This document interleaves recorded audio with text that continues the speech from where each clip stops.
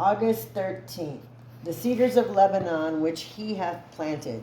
Psalm 104:16. Lebanon cedars are emblematic of the Christian in that they owe their planting entirely to the Lord. This is quite true of every child of God. He is not man planted nor self planted, but God planted. The mysterious hand of the divine Spirit dropped the living seed into a heart which he had himself prepared for its reception. Every true heir of heaven owns the great husbandman as his planter. Moreover, the cedars of Lebanon are not dependent upon man for their watering. They stand on the lofty rock, unmoistened by human irrigation, and yet our Heavenly Father supplieth them. Thus it is with the Christian who has learned to live by faith. He is independent of man, even in temporal things. For his continued maintenance, he looks to the Lord, his God, and to him alone.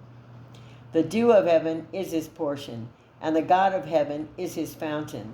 Again, the cedars of Lebanon are not protected by any mortal power.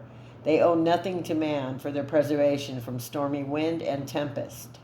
They are God's trees, kept and preserved by him and by him alone. It is precisely the same with the Christian. He is not a hothouse plant, sheltered from temptation. He stands in the most exposed position. He has no shelter, no protection except this, that the broad wings of the eternal God always cover the cedars which he himself has planted. Like cedars, believers are full of sap, having vitality enough to be evergreen, ever amid winter snows.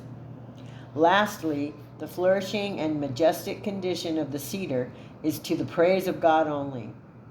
The Lord, even the Lord alone, hath been everything unto the cedars, and therefore David very sweetly puts it in one of the Psalms. Praise ye Lord, fruitful tree and all cedars. In the believer there is nothing that can magnify man. He is planted, nourished, and protected by the Lord's own hand, and to him let all the glory be ascribed.